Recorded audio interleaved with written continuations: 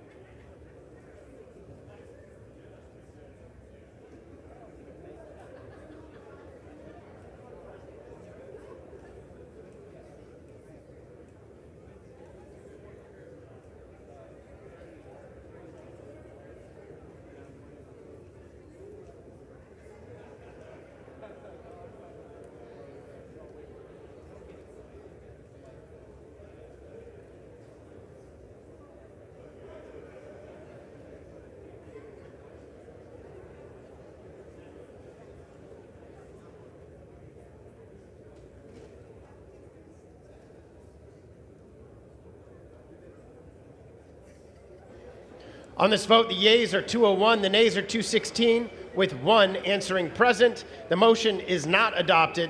Without objection, a motion to reconsider is laid on the table.